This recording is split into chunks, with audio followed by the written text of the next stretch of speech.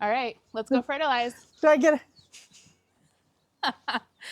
Hey guys, welcome back. Today we are going to be talking about fertilizing, which is one of my favorite topics to really dive into and get real nerdy on it. Today I have a special guest here, Carla, who you're going to meet in just a minute. But what I wanted to do is go around and talk to you guys about how I like to fertilize my garden. I want to talk about our trees, our hydrangeas, our flowers, of course, and really get you guys set up for success this gardening season. So before we jump in, I have a special guest right here, Carla. Ta-da! I call her Carla Espoma. Do you want to introduce yourself and Sure. tell us who you are? I already would. know who you are. Of course you Let's do. tell the people who you are. My fan club? Yes, Yeah, of yes. course. You will be a fan of Carla after this video. I guarantee it. Yeah, I'm Carla. I work for the Espoma company, and my job is to spread joy through Espoma. No point intended. Yes, Yeah, exactly. Yeah. So, yeah, I mean, this is, I love this part of my job, going out and talking to people about fertilizing and the whys, the whens, the hows, and all that kind of good Yeah, stuff. So I've been a part of the Espoma company for 7 years, but in the industry for about 30. Yeah. So Well, just a few. Just a little bit. She knows a little bit about little plants, bit. not a ton, but a little bit. No, she knows so much about gardening. So when I met Carla, quick backstory, we were at the Northwest Flower Garden Show a few years ago. And then I was walking by and I saw the Espoma booth and I was already using their product and I got to meet them. I was like, oh my gosh, there they are. She fangirled me. I totally I'm not gonna lie. did. No, I totally did. And I was like, hey, I started a club and we love you. And so I came up to talk to you. You're so lovely. Started talking about some of the products. I was already, again, in the weeds about Espoma after I really started getting into gardening. So I was already a fan. And then met Carla and we found out that Carla's my neighbor. She literally lives like 5 minutes away from me. And I was like, I almost felt bad driving here today. Yeah. Like You I could should have have just literally walked. Yeah.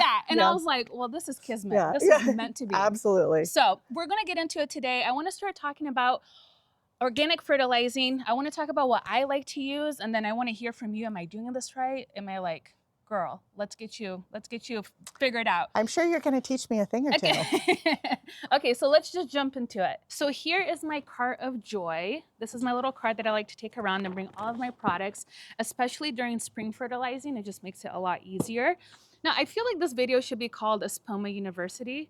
And class is officially in session. You're welcome.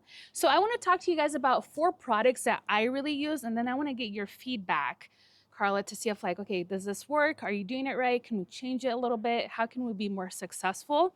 So one thing I love about Espoma, one item can be used for multiple things. For example, rose tone. I use rose tone for all of my roses, but I also use it for our hydrangeas. I use holly tone for evergreens and also our maples because it has a formula that mimics the soil that Japanese maples like. So I love that. I use plant tone. This is kind of like, it serves everything. It's so great for veggies. It's really good for perennials as well. So that's how I like to use my plant tone.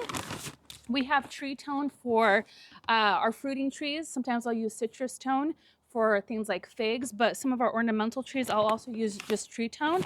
And then of course, biotone, which is like my ride or die until the day I die. I love this stuff. This is what got me excited about Espoma.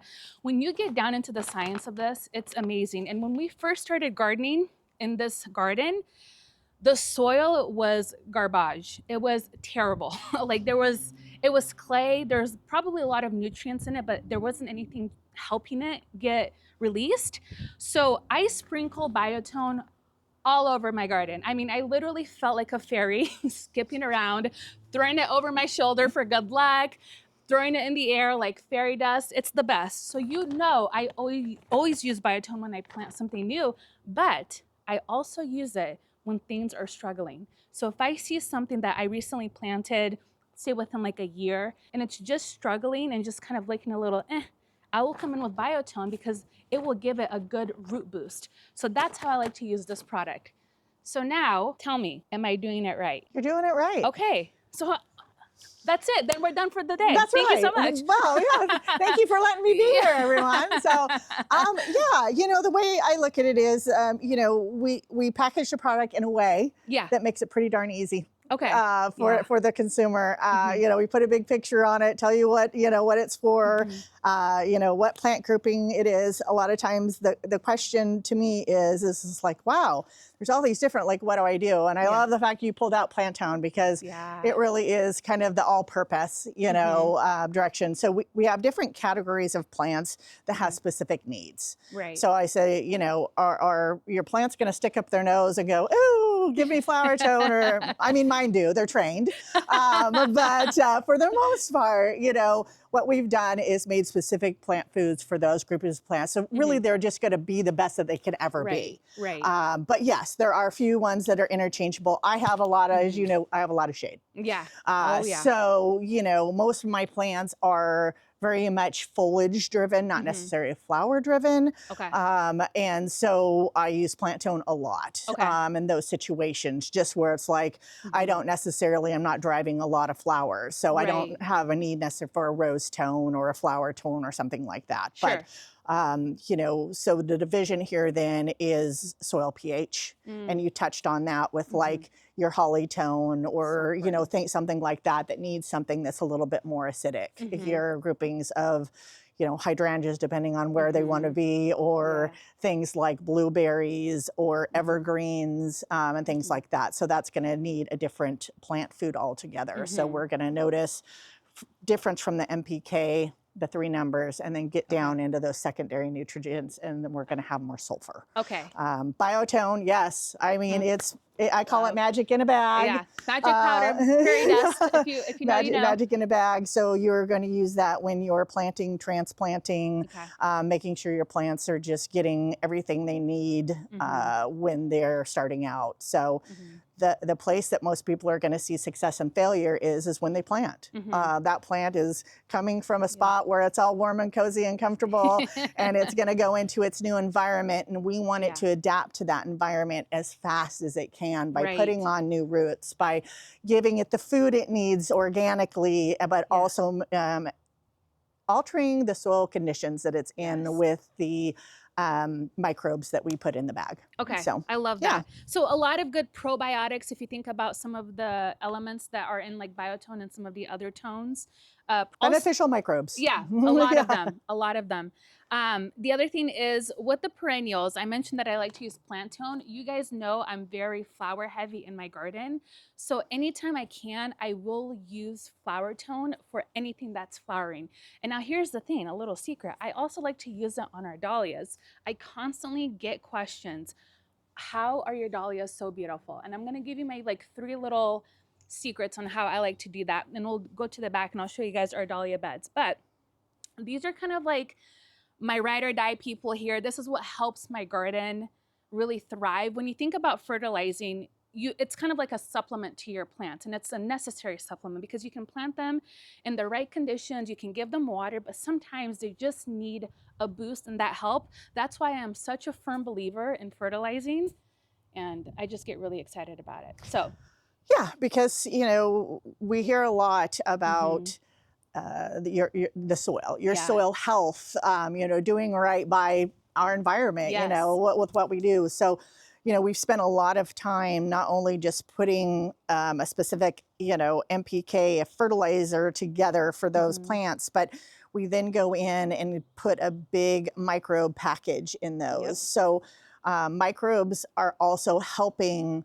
improve your soil health. There are microbiomes that is happening underneath the surface. So that's breaking down fertilizer that's either locked up in your soil. It's breaking down organic matter. It's helping suppress disease. It's sequestering carbon. It's also helping with your the structure of your soil. So it's helping your plants be able to fight off drought. And things like that. So, you know, as our environment changes, depending on, you know, how much water we have coming to us, or maybe you want something that's a little bit less maintenance, you know, those microbes that are in that bag are helping do all that. So really it's just these little guys with construction hats and capes, and there's a huge diverse population of them in there that are all have these little jobs to do. So that's the cool part, is not only just what you're seeing with the fertilized fertilizer part, but you're also getting that big micro package as well. Yeah, so, that is so true. Soil health is like key to thriving plants and trees and flowers and everything. And I've talked to you about our soil, how bad it was. Yeah. And really, I really amended our soil with compost, biotone, and all of the other fertilizers. Like, I owe a lot of the success of my garden to these guys right here. Really, I mean, our soil was just, it was bad. And before, when I didn't really know a lot about fertilizing and organic fertilizing, I kind of had an idea, but there's so much synthetic things on the market, which we'll get into in a minute. But I want to jump in right now and start to show you guys how we fertilize our trees, our shrubs, and everything in between. Party in my garden. Celebrating today. Yes, That's we're right. celebrating. Sergio was just asking Carla about that white film that sometimes you get, or like in your soil, you see that white kind of come up when you're pulling weeds or you're moving plants, and we get a ton of it in our garden. And this is why. And it's, oh my gosh. Yeah. Then there should be a party. Yeah. All in our garden. Microbiome spreading. Right? Yeah, absolutely. Yep, yeah, that's the it's building microbiome its network. Yep.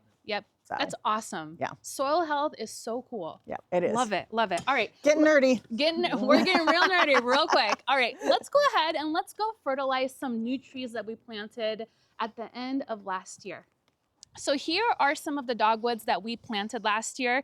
Now you can tell they've put on a little bit of growth. We did add biotone to all of the holes. Now I'm going to come in and fertilize them in the springtime, which is when you want to fertilize your trees. Depending on the tree and how things are going for us, I will usually do early spring, and then in the fall time, if things are looking a little bit like they're struggling, I will come in and do like something in the middle of summertime, only if they're struggling. That's just what I found works for me. So let me show you what's going on over here. When you're fertilizing your trees, you want to fertilize depending on the canopy of your tree or shrub or plant. So you want to fertilize at the drip line. So you want to find the longest branch that comes out. So for that one, for example, if we measure, it comes down here. So this is where I'm going to start fertilizing, is right here around, because we want to get into those feeder roots. You don't need to apply the fertilizer right here near the trunk. You want to go around the drip line instead of coming in here and feeding right here at the top. So because we are going to remove this grass, I'm going to go ahead and skip fertilizing this right now. So if you do have compact ground or grass around the tree like we have here, you can take either an auger, drill down a bunch of little holes around the drip line, and then sprinkle your fertilizer in that way. If you don't have an auger, you can get a stake, like a little wooden stake, take it, hammer it into the ground, lift it up, do that all the way around the drip line of your tree or your shrub, and then sprinkle the fertilizer in that way. So if you don't have an auger, don't worry about it. You don't need to go out and buy one. Just do it the other way. So now we're gonna come in. I'm gonna use azalea tone for some of our pines. This is our Louis pine. You guys know I love this tree so much. I typically use holly tone, but I ran out, but I do have azalea tone. So I'm gonna use that for this guy here. And then again, we're just gonna follow that same step. We're gonna find the drip line, and then we're gonna fertilize around it. Psst, it's the same thing as holly tone. Good to know. So if there's not one there, but there's an azalea, just get the azalea. If they don't have an azalea, get the holly tone. Carla, let me ask you about measuring, because I measure with the heart. And here's the thing. Sometimes I'm heavy-handed. Sometimes I'm light-handed. But it is important to add the right amount. Some people under-fertilize. Yes. And that is one thing I like. You have to kind of train your mind, because sometimes you'll see us like just dumping things into a hole or fertilizing things heavily, and you're probably thinking, whoa, like that stuff doesn't grow on trees. I get it. But it makes the biggest difference when you actually follow the directions on the bag, and everything is nicely labeled out for you. So it makes it a lot easier. But can we talk about that for a second, about using the right amount? Yes. Okay. I think perennially people don't fertilize enough with organics, Right. because they think that, oh, I'm just feeding the plant. So the way our fertilizers are formulated, they're formulated in a way that, again, we're fertilizing the plant, but we're improving the soil by adding microbes. So building that population to a point over time then gets you to a point where you can actually spray less. You know, you don't have, you're not using as much things for disease control or insect control. You're actually getting to a point where you're fertilizing less because your soil just becomes a lot healthier. So it is important, and I think some people think on the synthetic side where it's like, oh, I can't fertilize when it's too hot, or I can't, I'll burn my plant. You won't. Okay. That's not in the cards. This is going to be used 100% by your plant, the soil, and everything that's under there. So we don't have to worry about using too much about runoff.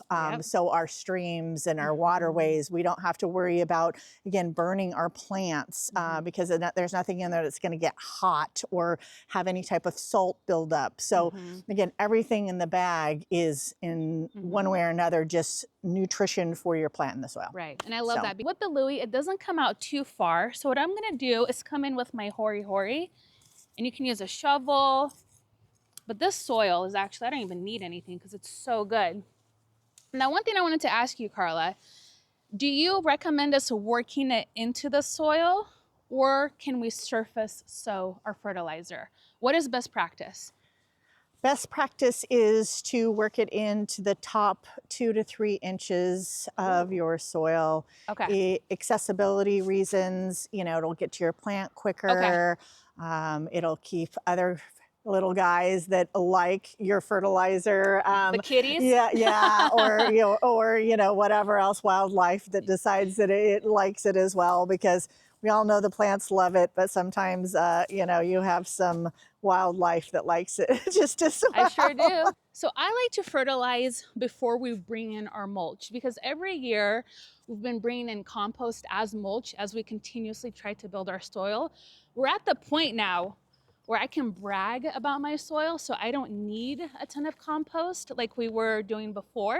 So I'm gonna come in with a nice dark mulch, probably in a few weeks. That will help cover all of the drip line. Again, everything settles every year, so you're gonna see a lot of exposed drip line.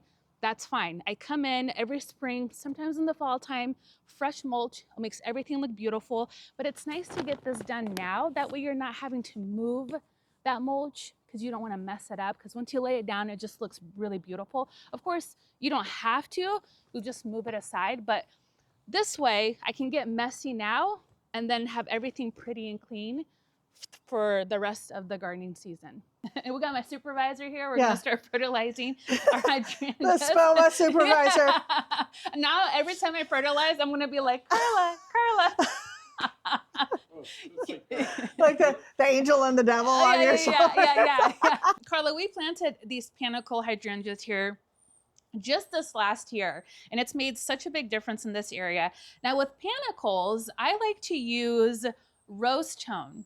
And I like to use that on all of my hydrangeas because we have a pretty good balanced soil. If you are in more of a basic environment and you have macrophyllus or like big leaf hydrangeas, you're gonna wanna use a holly tone if you wanna keep that color.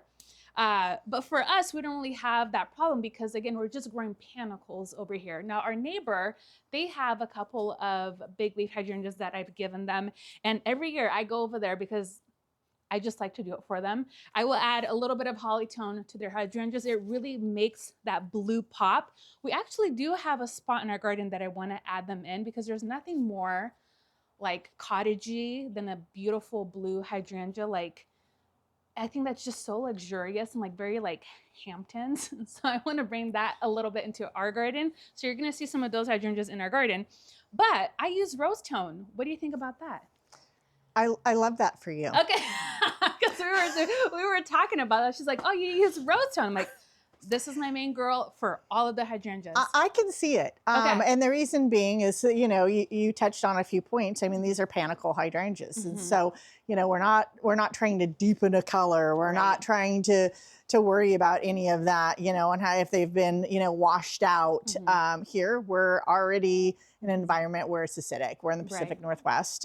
So our soil is already at a point where, for the most part, I always say it's, die or thrive, Yeah. you know, and hydrangeas just in general do a great, you know, are great plants to have in the Pacific Northwest. So we're in a acidic environment already. So I can definitely see a rose tone working great because that's going to give you flower power, the big blooms, which is where we want to go. Okay, so, perfect. Yeah. And here's another thing, because you guys know I have a problem with buying plants and just having them sidelined for a bit until I'm ready to get them planted, because I can't pass up a good sale. So I do have a lot of hydrangeas in their nursery cans that I've had for a couple of years. Don't tell anybody.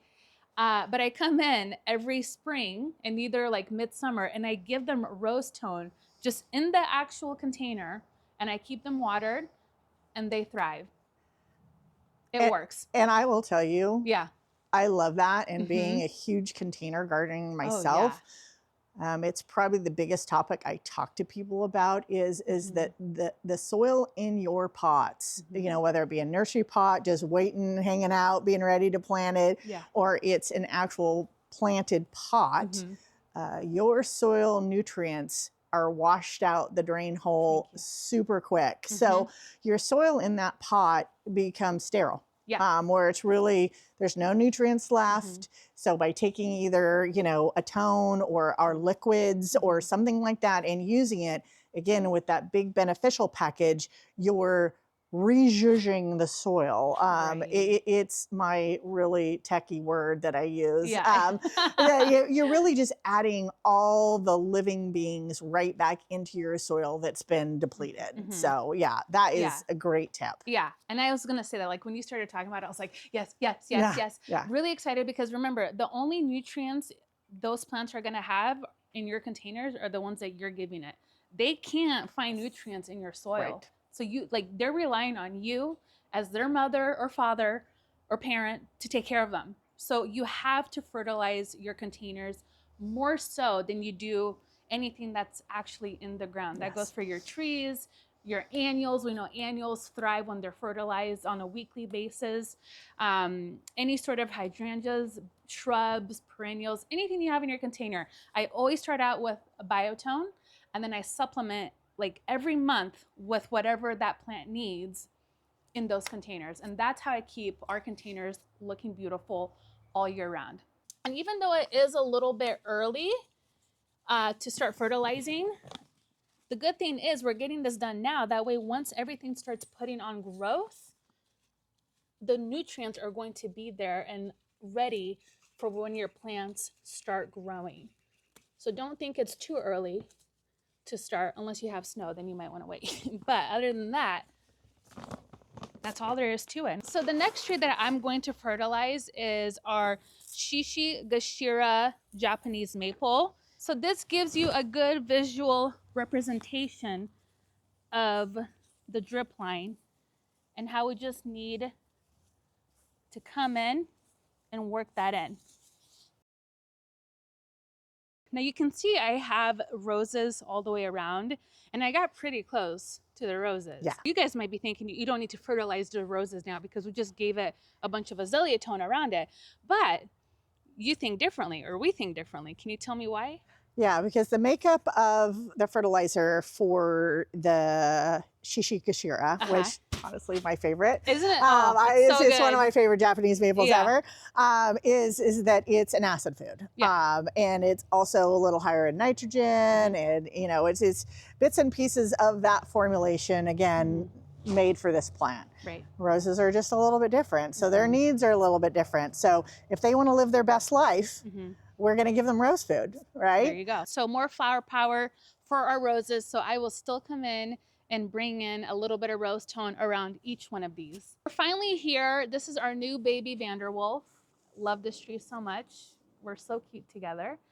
And we want to get this to get growing like our other one that we planted in, I think, what is it, year 4 now? Year 4. And this is how small that other one was. And look at how big it is now. So I'm gonna come in with a little bit of azalea tone. Again, I usually use holly tone. Same thing, we can use this one.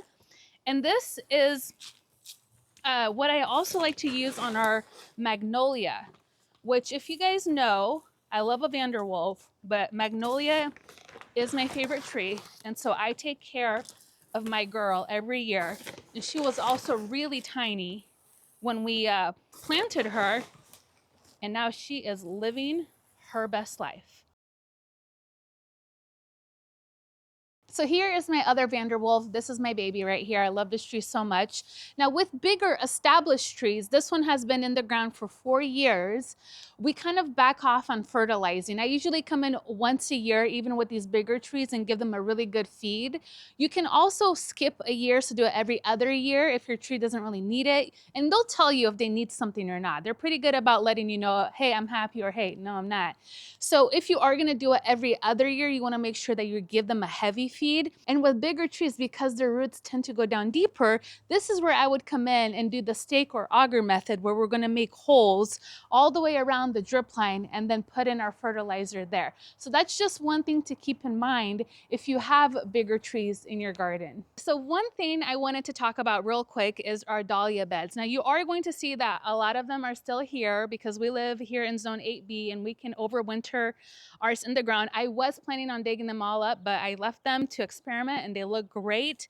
I will though dig them up like in the next 2 weeks, I promise, because we have to divide them and see how our stock looks. But we plant around 450 dahlias each year in our garden. And what I like to do, here's my 3 secret things. 1, I come and I amend my bed with biotone every year. Every year they get biotone in each of the rows. That's number 1. Number 2, I use compost. This year I'm going to be using Land and Sea.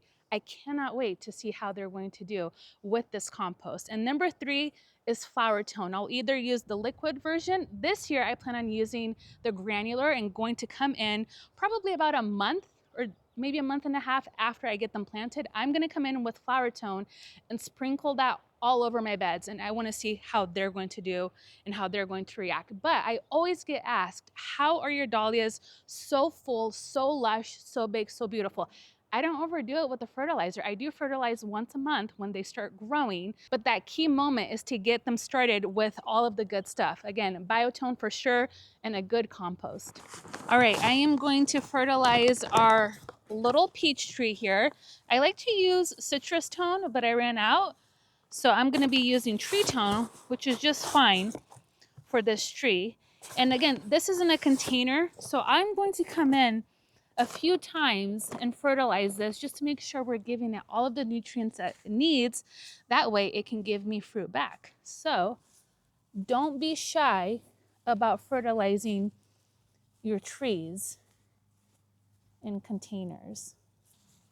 So as you see, I just went as far as I could around the container, and that should be good to go. All right, guys, well, that will do it for today's video. I hope you guys learned something new in class today. Again, there's a lot of good references that I'm going to link down below. You can also go to the Espoma website. There's a ton of information on the website, but I did want to leave you guys with a couple of tips. So again, for me, pay attention to what your plant needs. Don't just focus on what the bag says, but understand the NPK of the needs of your plants, and then reference the bag and what those numbers are. That way you know exactly what you need to buy for your plants. And number 2, don't worry about overdoing it. You're not going to over fertilize your plants, I promise you. You're going to do a great job. You want to make sure that, again, you're just paying attention to where you're putting your fertilizer, but other than that, go in, go for it, and just, you're gonna have a great time doing it, I promise you.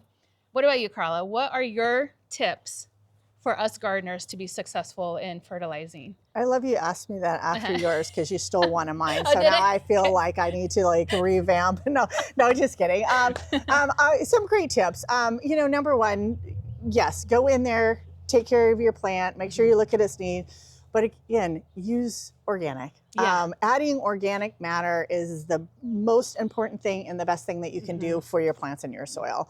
It's important for many different reasons. Obviously, pet, people, planet. The 3 Ps. Oh, yeah. So that's the 3 things. We have kids that are roaming around. We have pets that are roaming around, and again, we want to do the best of Mother Earth to make sure that she's here and healthy and happy. So that's a big deal. Number 2, I would say, especially this time of year, be cognizant of your garden. You know, it talks to you. It tells you what, you know, what it needs. You know, start looking for leaf break. That's when you know your plants are coming out of dormancy, and the needs of that plant then, it's alive, it's waking up, it's ready. And I know we're dealing with people in different zones. So we're speaking to our 8AB, you know, people right now with this glorious weather we've been having. But yeah, pay attention to your zone, pay attention to your soil. Okay. pH specifically, you know, what zone are you in, along with where does your pH levels lie? You know, that talks to what your plant needs are as well. The last thing is we look at all these wonderful plants, and the biggest thing for me is I'm a thrive and survive kind of girl. Meaning that if they're not going to make it on their own because of either the environment or, you know, where I've planted it, you know, don't force a sunny plant to grow in shade. Right. Don't force something that's, you know, high desert to grow in the Pacific Northwest. I mean, I love the fact that people can experiment with containers, or maybe you're just using them as an annual. But just always know that when you're planting plants, that you're going to have the most success and be the most successful gardener by planting plants that survive in your area. Sure. So fertilize, pick your right plant, right place. Yeah. You know, and just pay attention to your surroundings. Like I said, your garden's going to talk to you. Yeah. So, I love that. Yeah. And I love that you brought up the whole organic element too about people, because as we continue to garden and we start understanding soil health, the sustainability of using organic fertilizer trumps any synthetic thing on the market. I promise you, I have done extensive research on this topic. I majored in biology. I know all of the bad stuff that those synthetic things do to your plants, your soil, and you. So again, get on the organic train. I hate to be the one to be like, do it, but I'm gonna toot that horn until the day I die. Yes. I promise you, organic is the way to go. So thank you so much for joining me in my garden today and hanging out with us. Thanks for having me. Yeah. Thank you guys so much again for hanging out with us in the garden today, and I'll see you guys next time. Bye-bye. Thank you.